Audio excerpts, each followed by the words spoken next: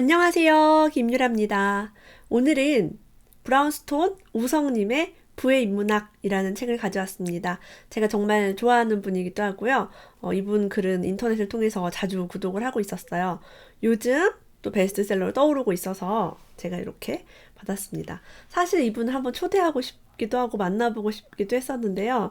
이분이 활동하시는 네이버 카페에 부동산 스터디라고 있어요. 그 카페직이 강영훈 대표님께 여쭤봤더니 만나긴 힘들다고 하셨고, 대신에 이 책을 이렇게 사인해가지고 선물을 주셨습니다.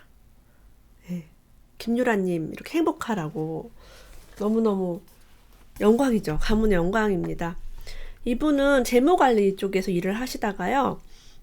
돈을 50억 원까지 만들었다가 그대로 날리고 분당 아파트를 꼭지에 사서 손해를 보기도 하고요.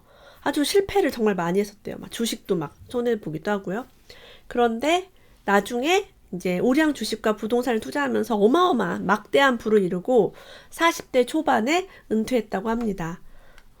그리고 지금 이제 그 부동산 스터디라는 카페에 쓰신 글들이 예상이 적중된 것이 굉장히 많아가지고 뭐 글이 올라오자마자 사람들이 막 댓글을 막 달고 뭐 최고의 인기라고 볼 수가 있어요. 그래서 이분이 인문학 얘기를 굉장히 많이 하시고 철학자 얘기도 많이 하시고 노벨상을 받은 경제학자 얘기도 많이 하신단 말이에요. 나의 어떤 부자가 되는 그런 마인드는 그런 책에서 찾았다라고 많이 말씀하시고요. 되게 쉽고 재미있게 잘 설명해 주십니다. 그 인터넷에 올렸던 글들이 요 책 안에 많이 들어있기도 하고요. 그래서 다소 어려운 내용임에도 한번 본 내용이라 또 재미있게 볼 수가 있었어요. 여러분도 한번 꼭 읽어보시면 좋은 책, 그리고 또 우리 아이들한테 물려주고 싶은 책이기도 합니다. 자, 이분이 전망마다 척척 맞아 떨어지다 보니까 어느새 팬이 어마어마하게 생겼어요. 그리고 언젠가부터는 내 전망글에는 성지순례 왔다는 댓글이 달리기 시작했다라고 합니다. 이분은요, 정시가 확대될 것이다라는 입시 전망까지 적중을 해서 신기가 있는 게 아니냐라는 말을 나돌기도 했다고 해요. 하지만 나의 전망률이 높았던 것은, 전망이 적중률이 높은 것은 개인의 경험과 생각에서 나온 것이 아니라 거인들의 통찰력을 빌렸기 때문이다. 자, 이번 이 책에 거인들의 통찰력, 노벨 경제학상을 수상한 경제학자들과 이제 그런 분들을 중심으로 소개를 하겠다고 이야기를 했어요. 부동산 투자 얘기 굉장히 많이 나옵니다. 상가는 넘친대요. 상가를 분양을 받은 사람들은 어때요? 손해보는 경우, 힘든 경우가 종종 있습니다. 진입 장벽이 없다라고 해요. 상가는 그냥 그 비어있는 상가를 많이 사기도 하죠. 반면에 아파트는 청약통장과 같은 진입 장벽이 있다. 그러니 돈이 있다고 해서 누구나 분양받을 수 있는 게 아니다. 자, 왜 아파트는 청약 통장이 있어야만 경쟁률로 받을 수가 있나요? 수요에 비해서 공급이 부족하기 때문이다. 아파트를 갖고 싶어 하는 사람이 많기 때문에 추첨을 항상 하거나 점수제로 뽑는 거죠. 그러니까 값이 오른다라고 얘기합니다. 주변에요, 주식 투자로 100억 이상 번 사람이 있대요. 두 사람의 공통점은 독서량이 많다는 것이다. 이 얘기를 제가 계속 반복하는 이유가 우리가 부자가 되고 싶다면 다른 노력도 다 해봐야 되지만 이 독서량은 기본으로 깔고 그냥 가져야 돼요. 그래서 책 읽기 싫어요. 이해가 안 가요. 한다고 포기하지 마시고 우리가 100억을 벌 때까지 열심히 독서를 해야 합니다. 두 사람 다 이것저것 닥치는 대로 읽는 스타일이었다. 그들을 보면 독서와 돈 버는 것 사이에 분명한 상관이 있다는 것을 느낄 수 있다. 저도 많은 부자들을 만나고 막 물어봐요. 부자가 된 비결을 막 다짜고짜 물어봅니다. 어떻게 부모님이 키웠는지도 저는 물어보거든요. 근데 다 독서가 책 읽기를 좋아하고 배우기를 좋아하는 것이 깔려 있습니다. 국보론이라는 책을 보니까 불쾌하고 불명예스러운 직업일수록 수입이 많다는 언급이 나온다고 해요. 그래서 오성님께서는 부동산 투자로 불쾌하고 불명예스러운 투자처에 투자하면 수익을 많이 거둘 수 있을 거라는 역발상적인 그런 아이디어를 생각해냈어요. 그래서 내가 찾은 곳은 집창촌이었다라고 합니다. 자, 해석 능력이 남다른 거죠. 백정은 수입이 좋고 사형 집행인 수입도 많았고요. 여관이나 술집 주인도 명예롭지 못하게 돈을 많이 번다고 했대요. 이렇게 불쾌하고 불명예스러운 곳은 심리적으로 진입장벽이 있으니까 수익 내기 좋다. 그래서 실제 그런 지역, 뭐 용산, 청량리, 천호동 이런 데 역세권 상업지구에 위치한 곳, 그런 곳은 대박이 날 수 있다라고 귀뜸을 해주고 있어요. 자장면 가격이 50년 동안 몇 배가 올랐는지 아세요? 무려 300배가 올랐다고 합니다. 부동산 가격은 더 올랐다라고 해요. 시간은 절대로 화폐 보유자 편이 아니다. 돈을 가지고 있는 것만으로 충분하지 않다. 이게 자본주의 게임의 법칙이다라고요. 아파트 가격 통계를 만든 이후에 아파트 가격이 하락한 것은 딱 3번이었다고 합니다. 금융위기 때, 그런 때였죠.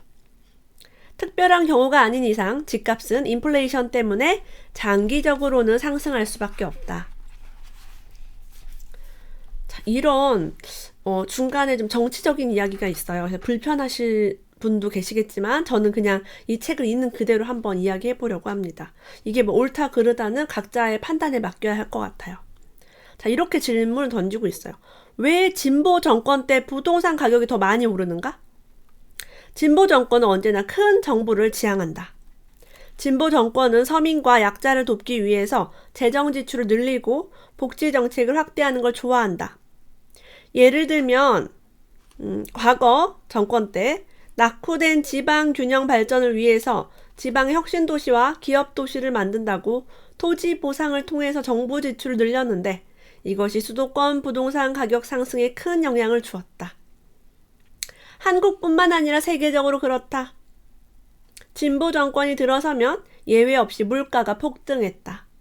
무상복지, 최저임금 인상을 약속한 정권이 들어선 베네수엘라의 경우 2018년 한 해 동안만 물가 상승률이 15만 %에 달했다. 1,000원짜리 커피가 1년 뒤에 150만 원이 됐다고 합니다. 베네수엘라 얘기는 여러분 검색하면 다 보실 수가 있어요. 엄청나게 많은 난민이 발생했고 다 자국을 떠났습니다. 왜? 자국에 남아있는 국민 대다수도 먹을 것이 없어서 쓰레기통을 뒤지는 실정이다라고요. 통장에 있는 돈이 휴지 조각이 돼버리면서 집도 없고 직업도 없고 먹을 돈도 없는, 아무 쓸 수가 없는 돈이 된 거죠. 그래서 최저임금이 올라가거나 아동수당이 지급되거나 뭐 무상급식 뭐 이렇게 무상으로 뭔가 자꾸 혜택이 생기면 여러분들은 와 좋다라고 생각하시면서도 그런 돈을 더 아끼셔야 돼요. 저축을 더 많이 하고 소비를 줄이셔야지. 최저임금이 올랐다고 해서 와 연봉 올랐으니까 더 써야지. 아동수당 저도 받고 있거든요. 그 막내 아이 돈이요. 그거 들어왔다고 옷 사입고 떡 사먹고 그러면 안 되는 거예요. 왜? 물가가 엄청 오릅니다. 돈이 풀리니까. 물가가 오른 만큼 내가 지출해야 될 것들이 뭐 집을 사든 소비를 하든 늘어날 수밖에 없죠.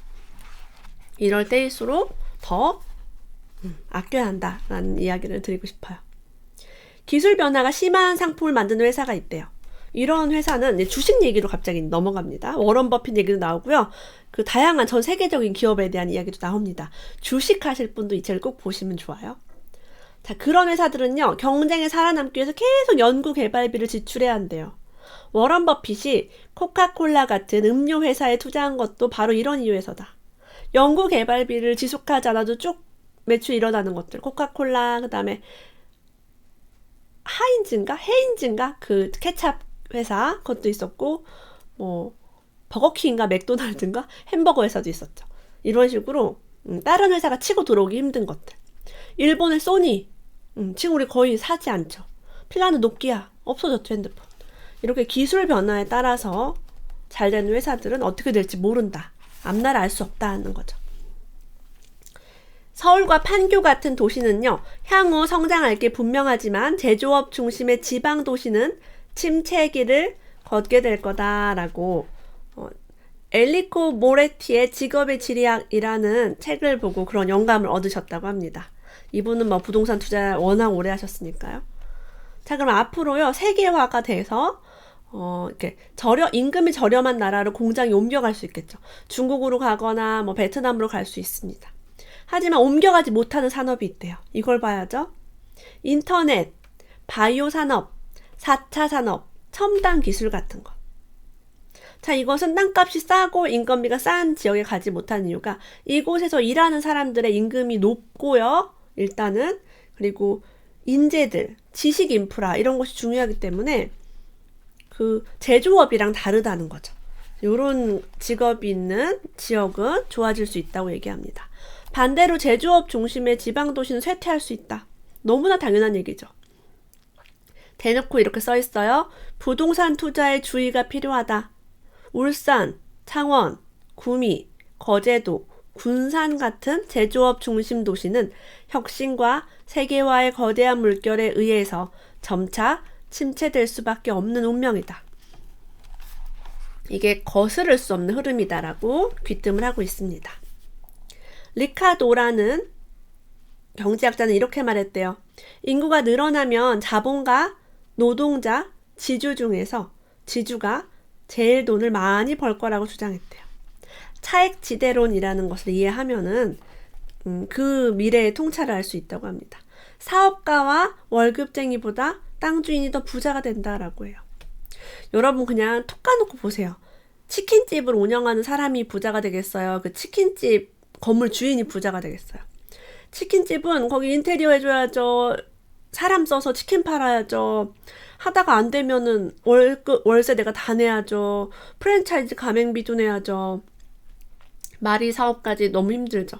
땅 주인은 안정적으로 월세 받으면서 치킨집이 잘 안 되면 다른 임차인으로 바꿔버리면 되는 거예요.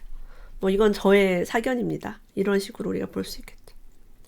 자, 애덤 스미스가 국부론에서 인간의 이기심이 세상을 풍요롭게 만든다라고 했대요. 자, 많은 사람들이 이기심은 나쁜 거 아니야? 이기적인 사람 나쁜 사람 아니야? 라고 얘기합니다.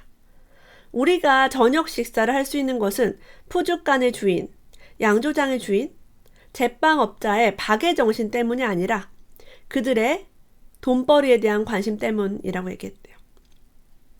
여러분 맞나요? 빵을 만드는 사람이 우리에게 빵을 주기 위해서 빵을 만드는 게 아니라 돈을 벌려고 빵을 만들죠. 택시 운전하시는 분도 돈을 벌려고 택시를 운전하니까 우리가 타고 다니는 거예요. 그래서 인간의 이기심이 세상을 풍요롭게 만드는 엔진이다라고 합니다. 그래서 제가 늘 얘기하죠. 저도 되게 이기적이라고. 돈 주면 하고, 그죠? 돈 주면 방송도 하고, 강의도 하고, 책도 쓰고. 돈 때문에 그런 것을 하고, 만약에 그런 게 없다면 누가 이기적으로 그런 걸 하겠어? 그냥 쉬죠. 아무것도 안 하고 쉬겠죠. GTX에 대해서도 이렇게 얘기하고 있습니다.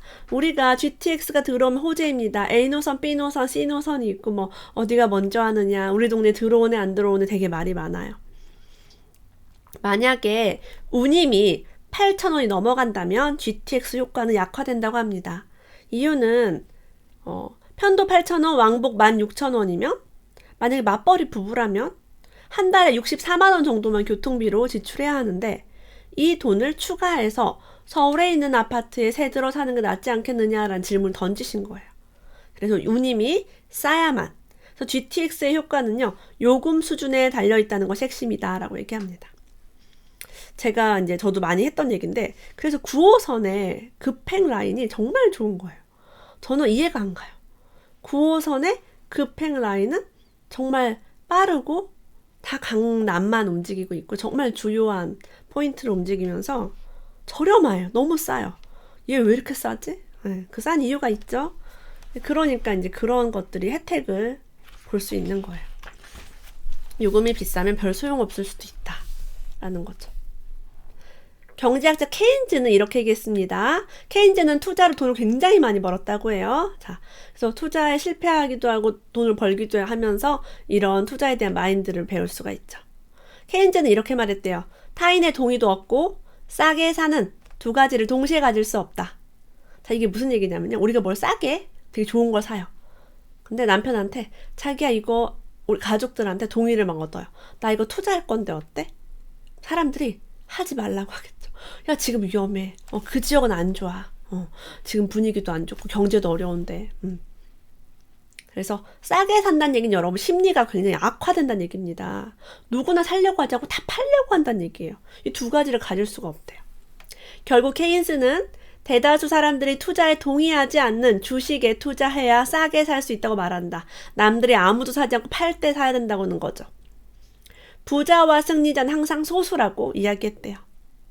그래서 케인즈는 어떤 종목이 좋게 보인다고 발표했을 때 다수가 동의한다면 오히려 투자하지 말아야 한다고 조언했다. 2018년 1월 달에 비트코인에 대해서 막 방송도 나오고 막 돈 번 사람 자랑하고 투자를 해야 되나 말아야 되나 할 때, 그럴 때는 남들이 다 좋아 보일 때는 하지 말아야 된다. 그래서 이런 거죠. 투자는 외롭다. 투자는 여러분 혼자 합니다. 친구들과 다 같이 막 동의를 다 같이 하면서 싸게 산다. 이런 것이 불가능하다라고 케인즈는 이야기를 했어요. 저도 어느 정도 공감을 굉장히 많이 합니다. 이 부분은. 투자는 여러분 외로워요. 여러분이 정말 좋은 물건 살 때 옆에서 막 말립니다. 야, 그거 안 돼. 안 좋아. 이렇게 할 수 있어요. 자, 그리고 어떤 경우에도 빌린 돈으로 대규모 투자는 안 된다고 충고했어요. 99번을 성공시켰다 해도 단 한 번의 실패로 모든 게 끝장날 수 있기 때문이다. 주식으로 돈 번 사람, 또 번 사람, 또 번 사람이 마지막에 왜 망하냐면 팍 땡겨가지고 하죠. 대출을. 왜? 크게 벌고 싶으니까. 그래서 워런 버핏도 신용 투자를 칼을 심장을 향해 핸들에 달고 운전하는 것과 같다라고 경고했대요. 리스크가 너무 크다는 얘기죠. 사고가 안 나면 괜찮은데 사고가 나면 너무 위험하죠. 부동산 시장도 요즘은요, 인터넷을 통해서 많은 정보가 확산되고 있어요. 남보다 더 많은 이익을 내고 싶다면 남들이 모두 알기 전에 정보를 알아내야 한다. 이걸 다른 말로 발품을 팔아. 카더라를 가지고 돈을 벌기는 힘들다라는 뜻입니다. 자, 우리가 부자가 되기 위해서는 손실 공포감을 극복해야 한다고 얘기해요. 적금과 예금을 하는 사람들은 이 손실이 너무 무서운 거죠. 어느 정도 초기에는 종잣돈을 위해서 적금 예금을 하는 것에 동의를 합니다. 근데 계속 막 몇 억씩, 몇십억씩 적금과 예금은 할 수는 없죠. 이런 본능을 극복해야 부자가 될 수 있다. 아무데도 투자하지 않는 것이 가장 큰 위험이다 라고 이야기하고 있습니다. 투자를 두려워하면 절대 부자가 될 수 없다. 부자가 되는 비결은 저축하고 또 그 돈을 투자하는 데 있다. 자, 여기서 두려움이란 단어가 되게 여러분 핵심입니다. 만약에 투자를 어려워하시는 분이라면 생각해 보세요. 나는 두려움이 많은가? 나는 겁이 많은가? 라고 물어보세요. 자기 스스로에게. 그래서 투자에 대한 두려움을 가진 사람은요, 투자에만 두려움을 가진 게 아니라 다른 것에 두려움이 많아요. 혼자 걸어가기 무섭다든가, 혼자 밥 먹기 두렵다든가, 내가 유튜브를 했을 때 누가 나한테 욕할까봐 두렵다든가, 우리 아이가 공부를 못하면 선생님이 우리 아이를 무시할까봐 두렵다든가, 여러 가지의 두려움이 중복되어 있습니다. 이 두려움 절대 한 가지만 오지 않아요. 그래서 두려움을 없애는 것이 여러분이 부자가 되는데 굉장히 중요한 포인트가 됩니다. 이 말씀을 좀 드리고 싶어요. 개인적으로요. 자, 요즘요, SNS의 보급 때문에 우리를 괴롭히는 것이 절대적 빈곤이 아니라 상대적 빈곤이라고 합니다. 사실 유튜브를 보실 정도라면 스마트폰도 하나 가지고 있고 컴퓨터가 있을 수도 있고요. 이런 요금도 낼 형편이 될 수 있어요. 밥을 굶지 않을 거예요. 자, 근데 동창회를 나갔다가 얘 친구가 더 좋은 직장을 다니고 더 좋은 동네에 살고 더 좋은 아파트에 산다는 사실을 알게 되면 그때부터 나는 왜 이렇게 불행해? 라고 생각을 한대요. 그래서 지금 이 시대는 자꾸 비교를 하게 되는 거예요. 상대방이 어디 이사 갔는지. 세상에 랜선 집들이라고 해서 집들이 안 했는데도 집 사진을 자꾸 찍어가지고 그 인스타, 블로그, 카카오 스토리에 올려싸니까 우리가 알게 되는 거예요. 부럽죠. 아유, 쟤는 저런 집에 시집 갔네. 시댁은 저렇게 생겼네. 아이는 어떤 유치원에 다니는지 우리가 다 알 수 있어요. 거기서 일어나는 비교 때문에 힘든 거예요. 진짜 내가 가난하고 힘들어서 힘든 게 아니라. 자, 부동산 투자의 원리를 또 이야기하고 있습니다. 부자 동네랑 얼마나 가까운가에 있다라고 강조하고 있어요. 인간은 자기가 살던 곳에서 멀리 이사가기 싫어하는 영토 본능을 갖고 있기 때문이다 라고 얘기합니다. 우리가 신혼 때 어디에 사느냐가 굉장히 중요합니다. 처음 사는 곳을 월세를 살더라도 좋은 동네 사는 게 중요해요. 프랑스가요, 고소득자에 대한 보유세를 올린 적이 있대요. 부자들이 이제 불평등하게 돈을 많이 버니까 이제 국가적으로 그럴 수가 있죠. 불평등을 확대하지 않기 위해서 이제 부자들한테 부유세를 때렸어요. 그랬더니 프랑스 부자들이 다른 나라를 떠나버리고 프랑스는 경제 침체에 시달리는 지독한 경험을 했대요. 여러분, 부자들이 그 국가를 다 떠나면 어떻게 되겠어요? 누가 기업을 하고 누가 투자를 하겠어요? 정체되죠, 돈이. 결국 프랑스는 부유세를 폐지했다고 합니다. 요즘 우리나라에 있는 트렌드 중에 하나는 상속세가 없는 나라로 이민 가는 경향이 있더라고요. 상속세가 여러분 어마어마해요. 되게 많아요. 그 규모가. 그리고 여러분, 이민을 가면 우리가 그동안 부은 국민연금을 일시불로 받을 수가 있습니다. 국민연금에 대한 불신도 좀 있는 편인 것 같아요. 어쨌든 투자로 돈을 버는 속도가 노동으로 돈을 버는 속도보다 빠르다라고 얘기합니다. 결국 부자 되는 승패는 투자에 달려 있다라고 강조하고 있어요. 많은 사람들이 이렇게 얘기한대요. 저도 그곳에 투자하면 돈이 될 것을 알아요. 그런데 돈이 없어요. 돈이 돈을 버는 걸 알아요. 근데 돈이 없는데 어떡하나요? 라고 묻는다고 합니다. 자, 이렇게 대답해요. 우성님께서. 종잣돈은 닥치고 모으는 수밖에 없다. 안 먹고, 안 입고, 안 쓰고 그렇게 해서 죽자 사자 모으는 방법밖에 없다. 인내와 절약이 결국 종잣돈 모으는 비결이다. 네. 과거에 이제 미국에서는요, 서브프라임 모기지 사태 때 집값이 많이 떨어지고 대출도 막 못 갚고 은행도 파산하는, 그래서 전 세계적인 금융위기를 만들었어요. 그런데 그때 그걸 잘 들여다보면 미국은 집을 담보로 돈을 빌린 다음에 돈을 갚지 못하면 집을 비우고 집 열쇠를 은행에 반납하면 대출금을 갚지 않아도 되는 구조였기 때문입니다. 그래서 은행이 파산을 한 거예요. 원래는 은행이 파산이 아니라 개인이 파산하거든요. 우리나라 같은 경우는 그렇죠.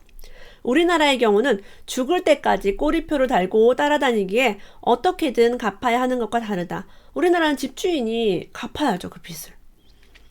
자, 미국의 이런 은행에서 돈을 빌리면 이 집을 담보로 했을 때 집만 처분하면 땡 되는 이 제도를 비소구 대출이라고 합니다. 비소구 대출. 검색하면 이런 게 아마 나올 거예요. 저는 이걸 로버트 기요사키 부자 아빠의 책을 보고서 알아냈어요. 그래서 와, 미국은 대단하다. 오히려 미국이 여러분 투자하기 더 좋죠. 막 과감하게 질를 수 있으니까. 그래요. 그래서 우리나라는 좀 다르다. 그래서 우리나라가 미국과 같은 그런 폭락이 일어나기 힘든 이유는 전세금이 또 있고, 우리나라는 신용을 정말 똑바로 보고서 대출해주고 대출 규제가 있어서 아무나 대출을 받을 수가 없습니다. 미국은 돈 없는 사람에게 도덕적 해이로 인해서 그런 일들이 일어났다라는 복귀를 할 수가 있겠죠. 그리고 이제 마지막으로는 전 세계의 경제에 대한 이야기도 함께 들어있어요. 지금 미국과 중국의 무역 전쟁 때문에 우리나라도 수출이 굉장히 부진하고 여러 가지로 힘들죠. 그럼 미국이 왜 자꾸 이런 걸 할까? 미국은 아마존, 구글, 페이스북이라는 막강한 기업이 있어요. 세계적인 기업이 있죠. 그런데 중국에 진출을 못했습니다. 중국은요, 인터넷망을 차단해가지고 이제 못하게 되어 있어요. 그러면서 자기들은 밖으로 나가는 거죠. 우리가 그 타오바오라는 사이트에서 이제 알리바바가 만든, 마윈이 만든 사이트인데요. 거기서 쇼핑이 가능합니다. 근데 그 중국에 가면요, 네이버도 잘 안 되고요, 카카오톡도 잘 안 되고, 뭐든 잘 안 돼. 잘 안 되고, 유튜브 당연히 안 돼요. 유튜브는 절대 안 돼요. VPN을 통해서만 할 수가 있습니다. 다 막아놓는 거죠. 자기들이 돈을 버는 거예요. 그러니까 미국이 중국 시장의 개방을 끊임없이 요구하고 있는 거죠. 중국 기업들은 돈을 벌면 혼자 다 챙긴다. 그래서 미국이 금융시장을 개방하라고 요구하는 것이다. 미국은 이제 그런 신흥국들을 투자해가지고 외국인 자본을 집어넣어서 돈을 벌어야 되는데 그게 안 되니까 그러는 거죠. 끝으로 부자가 되려면 먼저 자신의 내면을 들여다봐야 한다라고 얘기합니다. 부자가 되려면 먼저 자신의 두뇌를 관찰하고 의심해야 한다라고 얘기해요. 내 생각이 맞는가? 내 생각에 갇혀있는 것은 아닌가? 왜냐면 대다수의 사람들은 본능대로 산다고 해요. 가난하게 사는 게 제일 쉬운 선택이기 때문이다. 본능대로만 살면 저절로 가난하게 살게 된다. 이것이 바로 다수가 가난하고 부자가 되지 못하는 이유다. 우리 부모가 부자고요. 내 마인드가 부자 마인드면 나 본능대로 살아도 부자가 되겠죠. 근데 가난한 마인드를 대대로 물려받았다면 본능대로 살면 당연히 가난해질 수밖에 없는 거예요. 이 책을 통해 자신의 내면을 들여다보고 자신이 부자가 되지 못한 이유에 다가가기를 바란다라고 끝맺음이 되어 있어요. 저도 사실은 지독한 본능주의자이기 때문에 편한 선택을 늘 합니다. 힘든 선택 하고 싶지 않아요. 리스크 지려고 할 때 저도 심장이 콩닥거리고 잠이 안 올 때가 있고 그렇죠. 그래서 굉장히 많은 것들 이렇게 계속 책을 보면서 마인드를 얻고 이렇게 이분을 만날 수는 없지만 이렇게 책을 통해서 많은 것을 배우게 되었습니다. 여러분도 자본주의 게임에서 반드시 이기고 싶다면, 부자가 되고 싶다면 이 책을 한번 읽어보셨으면 좋겠습니다. 오늘도 끝까지 함께 해주셔서 고맙습니다. 다음에 또 만나요.